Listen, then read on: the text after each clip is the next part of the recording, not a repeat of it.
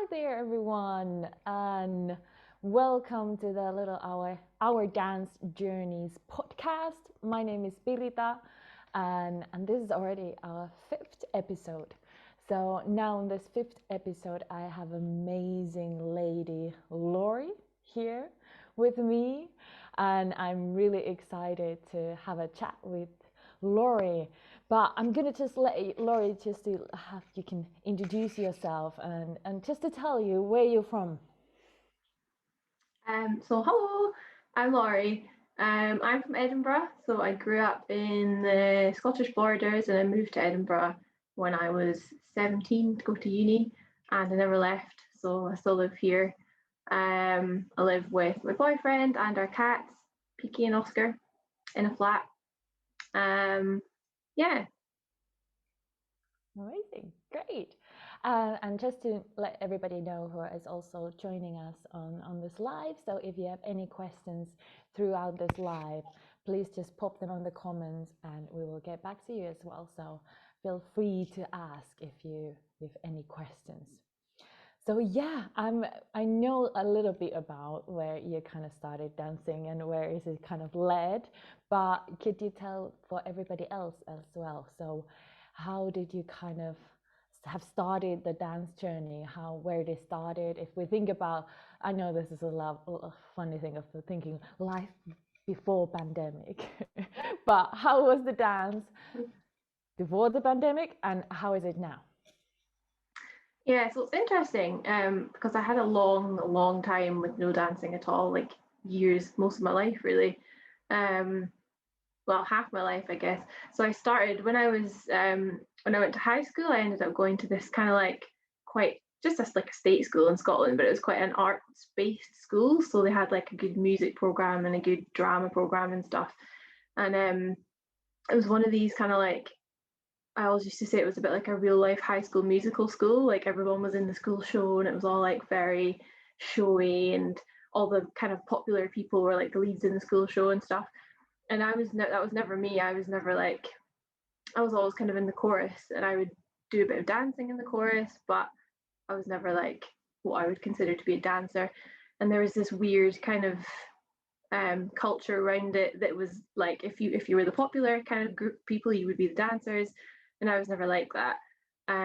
So it kind of made me get a certain image of dance in my head, I think, and also all the people that were doing like the main dancing in those shows were doing things like dance classes, and they all did like tap and ballet and jazz and stuff. So I would like dance in the chorus, and that was it. And I never considered myself really to be a dancer, and never got picked for like to do any of the big numbers or anything. So that was kind of it. I didn't really go anywhere. And I stopped doing that when I left school when I was 17. I'm 32 now, so nearly half a lifetime ago. And then I didn't dance at all, apart from maybe like the odd kind of um, like a fitness class, like a dance fitness class at the gym. And then the pandemic happened last year, nearly a year ago, and I just started getting really static because I've been working from home. So I would just sit and not move at all day. So I started out doing things like online hit workouts and stuff, and I hated them, and I could never motivate myself to do it. And it just got worse and worse. And I suddenly had a thought, and I was like, well, maybe I'll just do dance classes, and maybe that'll be a fun way of moving. So I found some dance classes and started doing them, and it just ignited this passion for dance in me for some reason that I didn't really think I had. Like I didn't know it was even a thing. And now I just absolutely love it and have started dancing every day. Like if I don't dance for a day, I find now that I get almost like irritable or something. It's weird. It like has to be a part of my day, otherwise it doesn't feel right. And yeah, so it just kind of progressed from there. I started doing just unstructured classes, and then I met you, Pirita, and I started following Pirita's dance program, which is awesome and gives you set classes to do every week and helps you improve your technique and everything. And since I've done that, yeah, things have totally changed in terms of I take it more seriously now, which is quite cool. It just started off as a kind of hobby, I guess, and it still is. But then at one point I sort of thought it would be good to actually get good at dancing rather than just do random dance classes. So yeah, that's what I did, and it's a lot of fun. Amazing. And also for those who are joining now on the live, so all of this Our Dance Journeys podcast, I've been invited once a month, one really committed dancer who I've met in this work, and I'm just kind of getting more into of how they kind of have found on dance and what they're kind of struggling and what they have learned. So this is all about what the podcast is. And if you have any comments or questions, even now that if you're listening to live or even later on, just pop them on the comments and we will try to respond to you as quick as we can. So it's what do you think now that you already kind of explained a little bit of the background where your dance has kind of started and where you are now? Now thinking of pandemic, do you think that as the pandemic kind of led you to dance more, or is there some other kind of a reason for it, for now kind of finding more dance in your life? Yeah, I think definitely the pandemic has had a huge amount to do with it. I also think if we hadn't, it's in a way I guess I could say I'm thankful. It sounds an awful thing to say because I'm not thankful for any of it happening, but for me, the one of the good things I suppose that has come out of the pandemic is finding dance. And I don't think I would have done that otherwise because I was always too scared to go to in-person classes because you just don't know. Like I assume, and I know it's not the case now, but I assume if you go to an in-person class, that everyone's going to be way better than you, and that you would just go and be demoralized, or maybe everyone would look at you and think that you were rubbish or something. So I think having this kind of online world has been really good for me because it means that now when we come back to doing in-person classes, I feel like I've built up enough confidence to be able to go to those now, which is great. And I don't think that would have happened if we hadn't been shut in our houses for a year. So yeah, I think the pandemic's had a huge amount to do with it, definitely. And yeah, just really thankful that I found it because I don't think I would have otherwise. Mm. And it's a little bit the kind of the topic that I always kind of ask for people who join on this podcast. I ask you guys to think about topic, what is that you've learned the most and what you kind of realized through dance.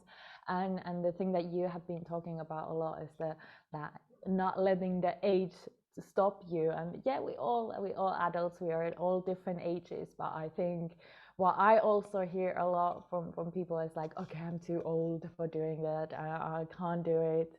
But at the same time now, perhaps the pandemic of just that you have a more chance to do it at home. You've been able to do it with different styles as well, maybe like a reggaeton. Reggaeton is most of the styles I really hear that people are like, I'm too old, I can't do that. So where do you think you got that idea that you're too old to start dancing again after that break from school? Yeah, I guess the main thing for me was there's no point in starting to try and become a dancer when you're my age because everyone else that is a dancer, a professional dancer or a non-professional dancer, have generally had training from really early on in life. So, for instance, yeah, picking up something now like contemporary or ballet, where everything's really quite structured and you need to be able to pick up certain technique, and people that have been doing that since like before they could walk. And my thought was always, I'm at the point now where maybe yeah, I'm not old, like I know I'm not old, but I'm a lot older than when people usually start dancing. And that was my worry, was like, oh, there's no point because I'll be able to just do dance classes and that'll be fine, I'll do it for fitness, but there's no way I'm actually going to be able to improve and become a dancer and improve my technique, because I'm too old and I've not had that grinding of training. But now I know that's not the case, and I feel like, and you can see it around you as well. Being in like the coolest thing about this whole process is being in a community of other people that are learning to dance at the same time as you. And a lot of people are the same age as me, or younger than me, or older than me, and they're all really inspiring to watch as well. And you can see them progressing down their own kind of dance journeys. And I've learned that you don't have to start dancing when you don't have to go to ballet studios from like 4 years old to be able to pick up skills and technique. You can still do it when you're in your 30s, which is something I didn't think was possible. So yeah, it's pretty cool. It's amazing, and it's like on the comments there, somebody wrote on that you're never too old to dance, and not everybody has to become a professionals. And this is a really interesting that you also brought this up, because I never met people who were talking about this much, but now through the pandemic that I've been having these coaching calls and meeting a lot of people and talking about dance. The first thing I always kind of hear is that people are like, well, I'm not a professional dancer, like can I really, like, if I train more, like, but I'm not a professional dancer. I'm like, why we need to be a professional dancers to learn more dancing? Like, not everybody who start painting, they don't think that they're going to be professional painters and professional artists and make a living for making the paintings. So I have no idea where is it now starting that people think of, like, okay, because with the dance, now you somehow, like, if you start training more with a focus and a different purpose, you need to become a professional dancer. It's a really interesting topic, which I hope one day I kind of have a more understanding. Where is it coming from? Where do you think it's coming from? Because I remember when we had the talk before you started the program, I said, oh, you said to me that, well, I'm not really a professional dancer, but so I'm not sure, like, can I learn more? Where do you think it's coming from? Yeah, I think for me, it's this idea of like all or nothing. Like, and that's something I've struggled with, not so much now, but when I first started dancing and first started taking it a bit more seriously, sort of a few months back, 6 months back, it was like the feeling of what's the point in doing it if you're not going to become really good at it. And I think that's something that is a personal thing for me. So I find that in various parts of my life, like if you're gonna either you're gonna not do something and you're not involved in that at all, or you're gonna do it and you're gonna be like really good at it and you're gonna be professional at it. Otherwise, what's the point? So I sort of had that mentality in my head, like if um yeah, I need to be able to get to that stage, but I'm not going to be able to do that because I'm not going to become a professional dancer because I'm 32 and I don't want to be a professional dancer. But there's still that thing in the back of my head that is just saying like, what's the point unless you're going to be really, really, really good at it? And that's something that I've managed to overcome. I think that there is something in the middle. Like you can either there's people that don't dance at all and then there are professional dancers, but there's also that huge big space in the middle with people that are at all sorts of levels, and that's fine. I feel like if I think I've just learned to accept the enjoyment that I get from it, and it's something that makes me really happy to do, and that's why I do it. And it's one of the only forms of physical activity that I've ever committed to and carried on for longer than like 3 months. You say, I'm going to go to the gym, I'm going to do this, or I'm going to learn how to run, or and I've done that so many times, and I've done it for three months of my life, and then it's just died off. But this is something that I think I'm going to do forever now because I just love it. It's so much fun, and it makes you feel great. And so now I know that I don't have to be a professional dancer, and I'm not going to be a professional dancer, and that's fine. I've made peace with that. But I think for me, that's where it comes from, and it's possibly the same for other people. Or there's also this idea that you're either a dancer or you're not a dancer, and I think people think that you can't say you are a dancer unless you're a professional dancer, because it's like almost like an occupation or something if you're a professional dancer. And I find that hard as well. I don't consider myself to be a dancer because when you say that, people think, oh, that must be what you do for a living. So it's a weird kind of like, yeah, a weird middle ground. Yeah, I definitely understand that. And all of those who are now also listening to this live, is this something familiar for you as well? Is this been on your mind? Just you can type on the comments yes, no, or you can also just type on the comments why do you think, or if you have that feeling as well, why do you think it's this of like, oh well, I'm not a professional dancer, so can I train Yeah. with a purpose, I guess. And it's a funny, and as you say, it's a lot of coming from that word of dancer. Like, how can you say, like, if dancing is your hobby, it's in English as well, as especially, it's like, okay, well, if dancing is not a hobby, how do you say it? Like, you have to say it as a sentence, like, oh, dancing is my hobby. But how can you just say it shorter? And if you feel like you can't, like that, yeah, I'm not a dancer, because that then you present of that professional dancer status. So yeah, I get that point. And it's a little bit similar that I've been sometimes talking in this podcast of, if we think about like running example, which is also a physical thing, like you want to learn more running, then you're just like, yeah, I run. But nobody is thinking right away. If you say like, yeah, I run, they're not thinking like you're a professional like marathon runner. Exactly. Yeah. That's So very. yeah, Yeah. it It's is. weird. Yeah, I would be interested to know what other people think about that, because it is. Yeah, it's a weird thing. It's just, yeah, like there's no, yeah, no, I don't know. It's so hard to describe. I feel like you're not allowed to use that word. Like, you're not allowed to say, "Oh, I'm a dancer," because that means people make assumptions based on that. So Yeah. In Finnish, we have this word for people who think like dance is more their hobby. Are they doing it once a week or 2 times a week or 5 times a week? It doesn't matter, but dance is their hobby. We call them, it's if we translate it to English, is dance enthusiast. right, yeah, that would, something like that would be good. I am a But dancer. again, it's a little bit longer. Even in Finnish, it's a long word.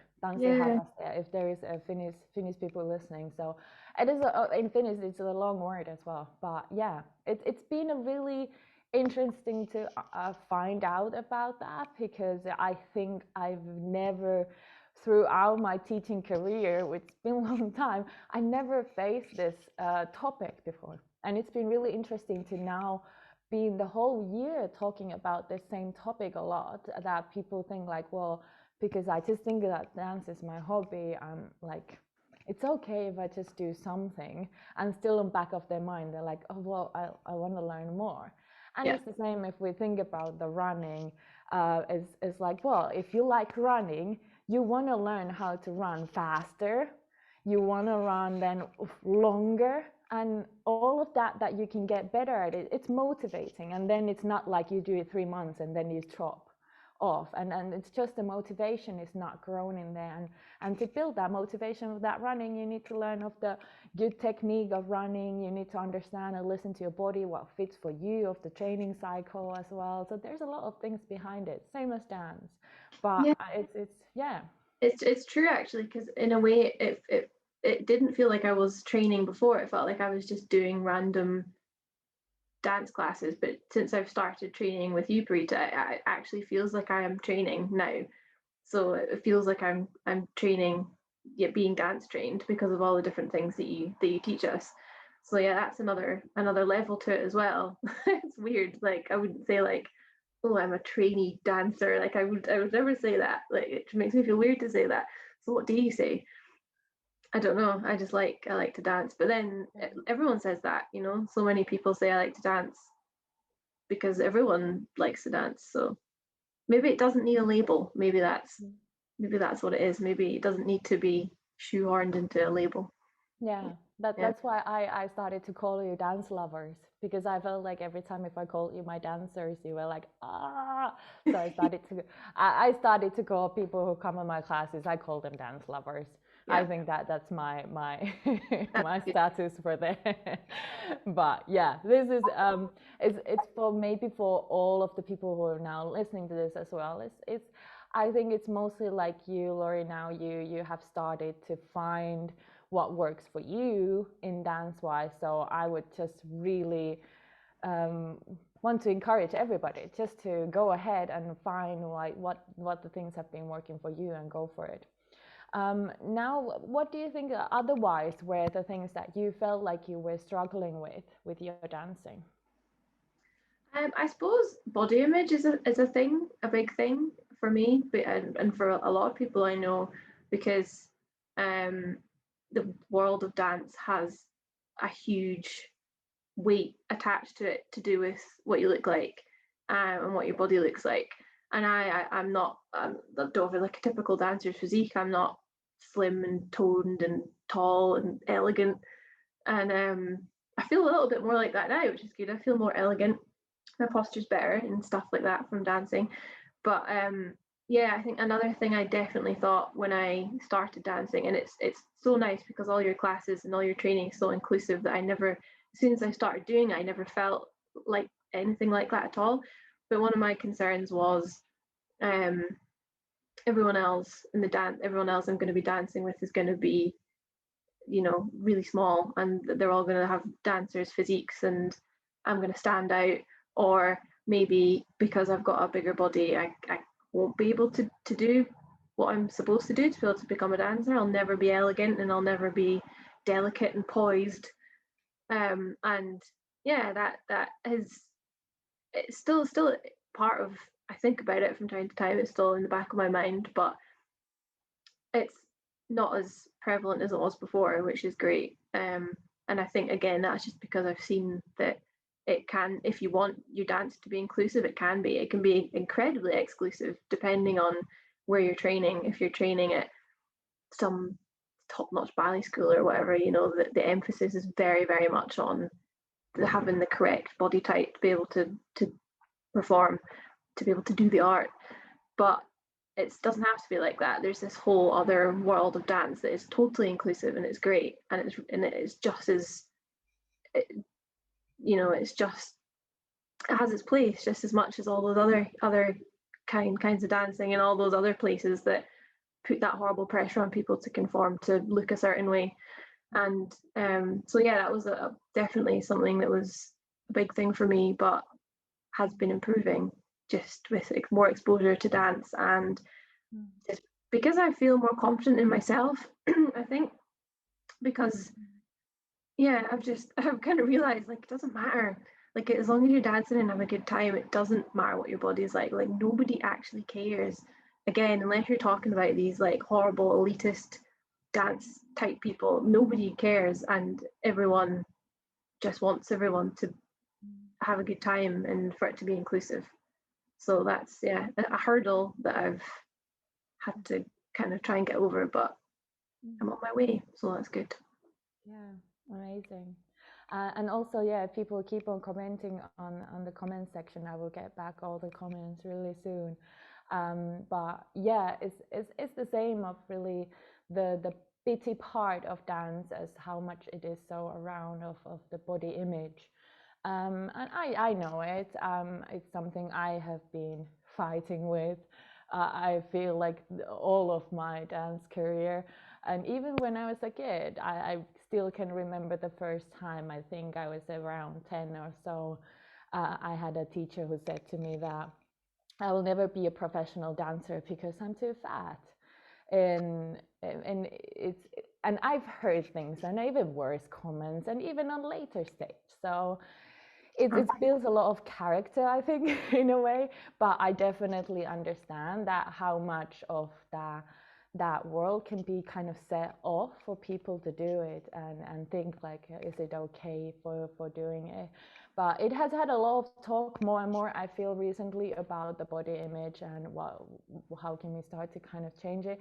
I think to be realistic, I don't think as long as we're going to put ballet so high in our cultural status, unfortunately, I think the body image will stay there. But it's lovely that we can do this work, and we hopefully can get people like you to just to realize that there are so many other possibilities in dance to go for it and still keep on doing. So I'm really happy that you're also have found the way what's really working for you. And because I know it from my personal experience with you as well, it was for you, it was felt hard to watch your own first dance videos, but now you're videoing your dance almost each week, and I don't need to have to ask, and it doesn't feel, like you said, cringy of watching them. So that's already a big thing of thinking about your own body image and how it has changed with the dancing?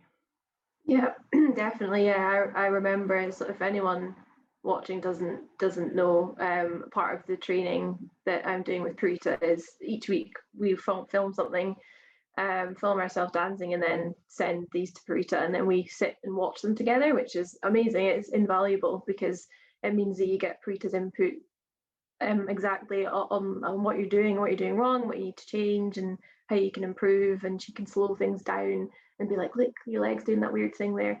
It's just great. But at first, that was terrifying for me. The idea of, first of all, filming myself was awful, and I'd film, and you'd have this kind of weird thing where you'd be doing some choreography or something, and you'd think, "Yeah, totally nailed that. That was great." And then I'd go back and look at my own video and be like, "Oh God, that's absolutely horrendous." And just I couldn't bear it. Like I'd sit like that, on my phone, and but then because we had to send videos and we'd sit with another girl, Jenny. I don't know if she's watching. Hi, Jenny. In my group, we'd sit and watch all these videos together, and you just get used to doing that, and it just becomes a totally normal thing. And now I can look at a video of myself dancing and not want to sink into the ground, and have also shared a couple on social media, which was a huge thing for me and felt really stupid doing it at the time. But I feel like it's a good thing for me to do because it does something for my confidence, which is good. So, yeah. Amazing.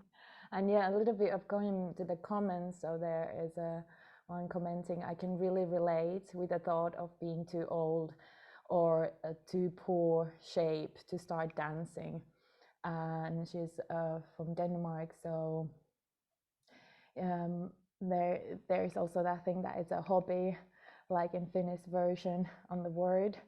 But yeah, so she never felt that saying you dance means that you're trying to be a professional dancer. Yeah, and I think this is interesting also in different countries and the language wise. So yeah, keep on commenting even later on if you're somewhere else. Let us know what word, because I have noticed that now being in UK is this becoming now more off topic. And then there is a comment also of, I think it's about commitment, that what makes you a dancer or an artist or a musician. Yeah, it's definitely a commitment to be in this profession. So yeah, definitely. But I think it's also a commitment to keep on dancing and keeping it as a hobby and a training. And this person also commented that you're very, very inspiring, Laurie, which is lovely. Oh, I know you are. And there was also a comment, you look amazing in your Instagram videos. And same person, I agree, very inspiring. Yeah. And it's a lovely that because you've been really open of sharing your journey. And it's lovely to hear that feedback of being inspiring, and maybe you have inspired somebody else to dance, and that's what I think is the best thing in dance. Yeah, absolutely. That if I can inspire someone that thought that they, yeah, aren't in the right place in their life or don't have the right body to dance, then not true. Just do it. Just try it. Great. You don't need, just, yeah, put music on and dance around in your kitchen when you're cooking your dinner, or put the music up really loud when you're in the shower. Just, yeah. If you're not training to dance, just get up and dance. It's great. So much fun. It frees you from everything. It's amazing. It gets rid of all the stress from your day, and it does awesome things like cure headaches and stuff as well, I find. So it just loosens you up. Yeah. So, yeah. Yeah, I was almost next. I was asking, what would you say to the people who are now thinking there of listening and being like, yeah, I've been on the same place as you. You kind of already said it a little bit of what you would recommend, just to put the music on, which is the most easiest thing to really for everybody just to do. You know that I've been keep on saying this for last month. It's not how many dance classes you do in a week, and it's just how much you do it. It's what you do with your time, what you have. Yeah. So it's all about having the music on and have a little boogie now and then. Just keep on moving, like you said, of relaxing the neck. But what else would you kind of, now that you've been doing it all, I think it's almost starting to be close to a year that you've been really kind of putting it more I would say training with a purpose and with a structure. So what would you recommend to now somebody who would be in your shoes? If you think about yourself before pandemic, what would you say with yourself on those, that old you? Oh me. Oh well, I'd say I think I kind of started out by, and still do this, doing dancing is in as many different styles as you can. So I still do every week. I'll do like loads of different types of dance. So I'll do musical theatre, maybe jazz, and then I'll also do reggaeton, but contemporary as well, and sometimes ballet bar. And I think it's quite important to sort of branch out and dance to different styles of music so that you can figure out what it is that you like and you don't like.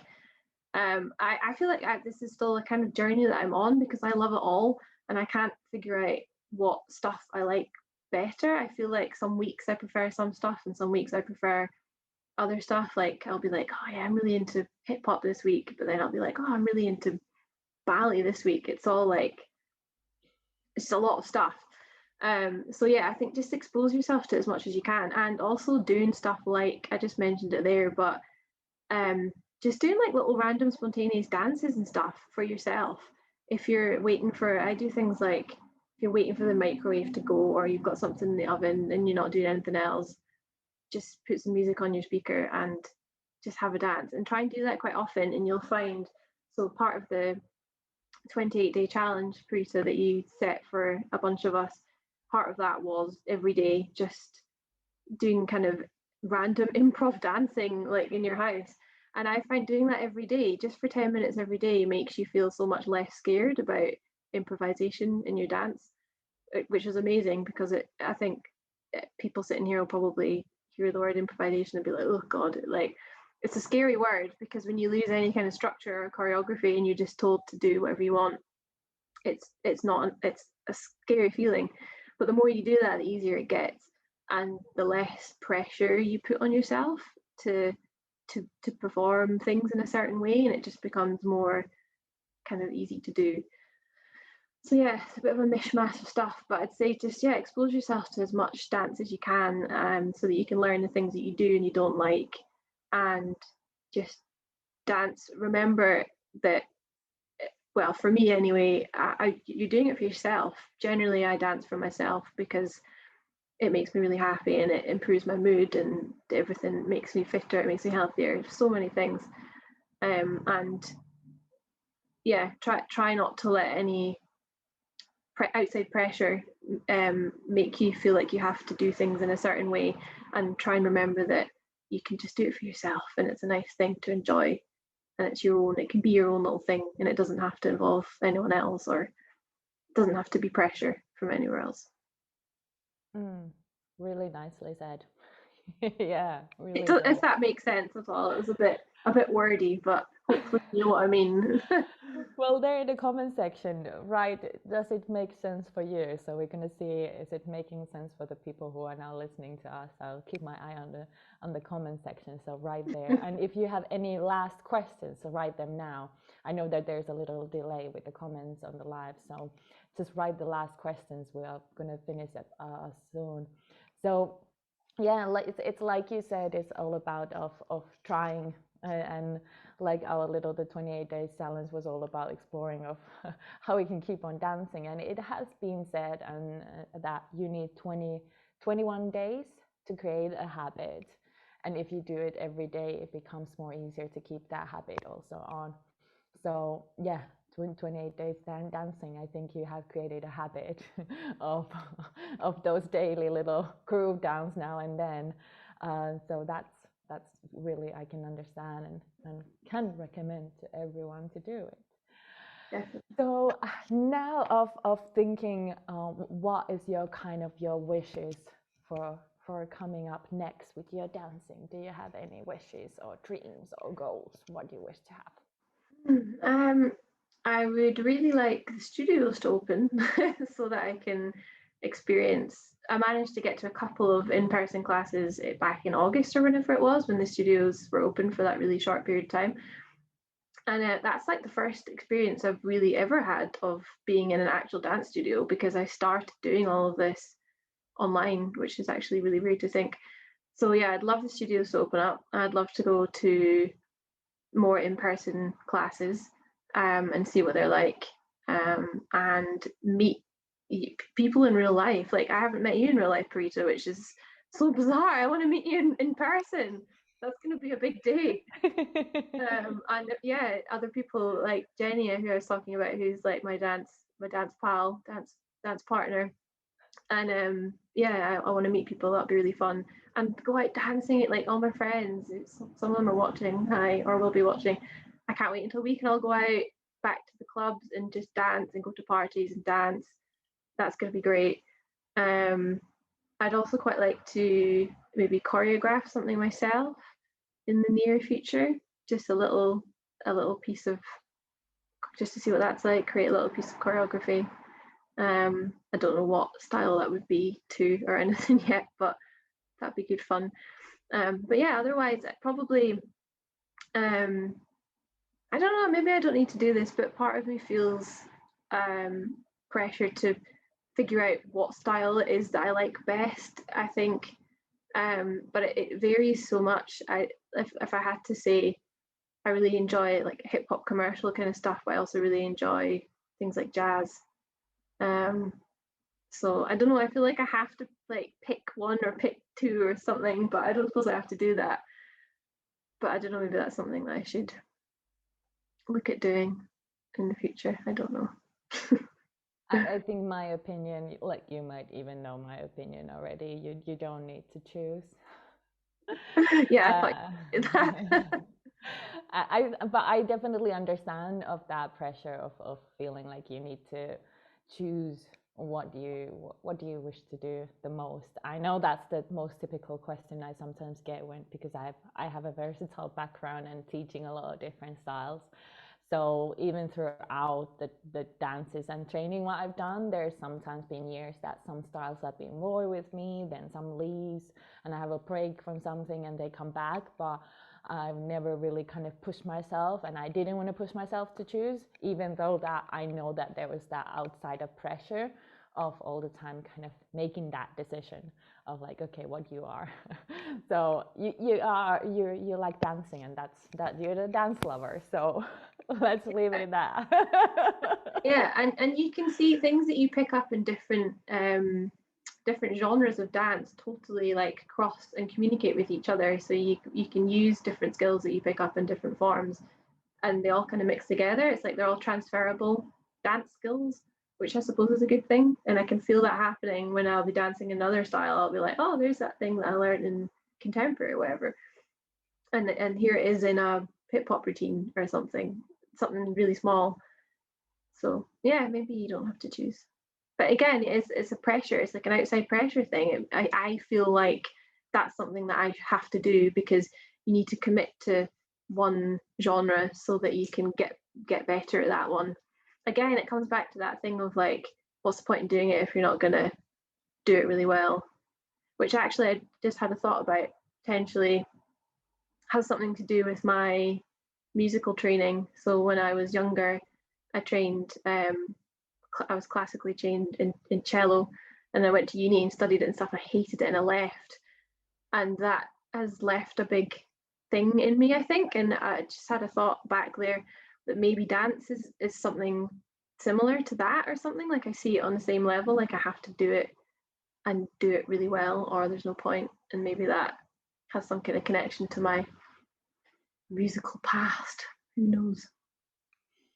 It's definitely true of how you have been of kind of dealing with learning situations when you're younger. You've been taught already how things are kind of evolving, and if you put this much effort on just doing this one thing, of course you becoming more better on that. But and and of course it's like you guys know, I'm more of my that bigger passion is in contemporary dance, but also in the Latin styles, and then there are those minor styles kind of around, which I still sometimes get more inspired and more kind of involved with them.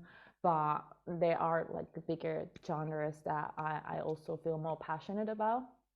So of course my time is more in there, and then you improve in differently on just of movement wise. So I would just say of just focusing on your own movements and seeing where it takes you. And I believe that will give you answers of which direction you might find it more. And I think it's also of, for you guys of, and with all of us who are in dancing, it's all about also who are the people you have around, like who is the teacher and who is the community overall. I think that has a bigger, sometimes even bigger bigger effect than what you really do, is the community around you, how much it supports you, is it inspiring you.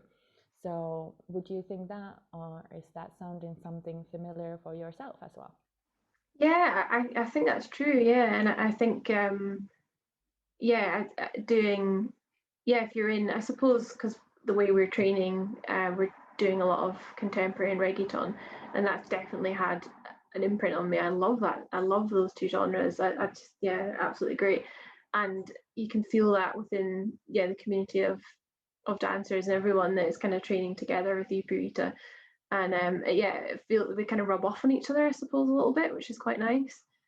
Just that feeling of, yeah, everyone kind of being in there together, and you sort of spearheading the way for us getting into these different genres.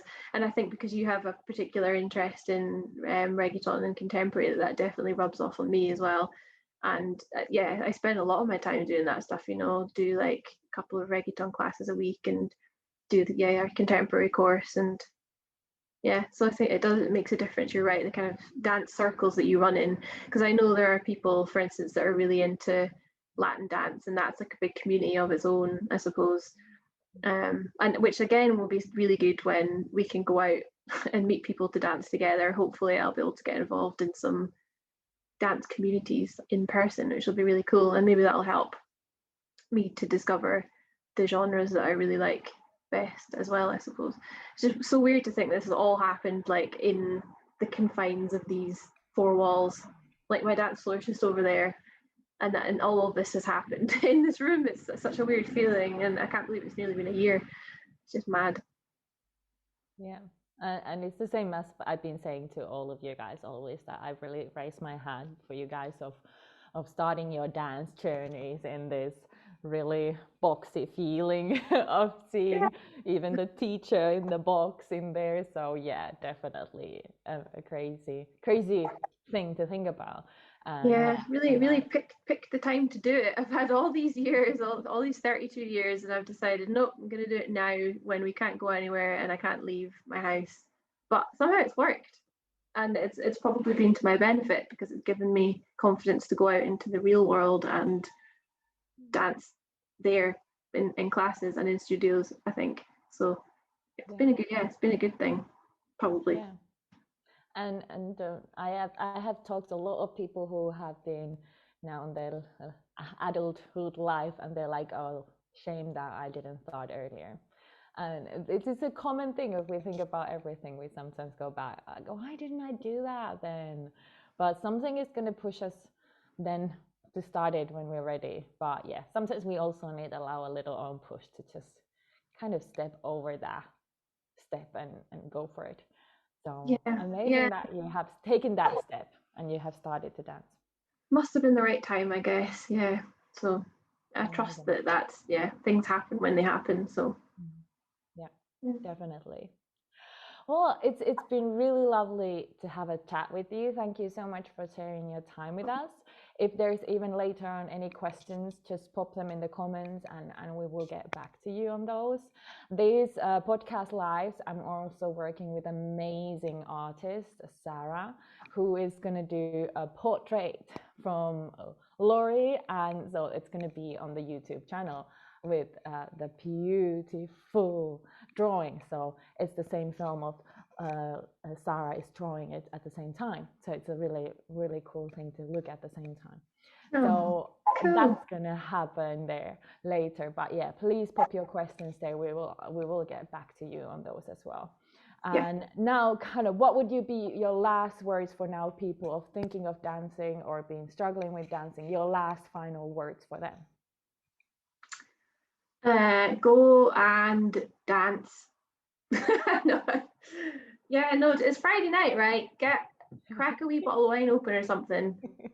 put some music on, and just have a dance around your living room or your kitchen, and just see what happens and see how good it makes you feel. Yes, amazing. That's now for everyone to have a pleasant weekend. Wherever you are there, and put some favorite music on and have a little party in there. And thanks you for everybody who has been joining us there live as well. We wish everybody be safe, be well, keep on dancing, and yeah, if you have any comments, put them there.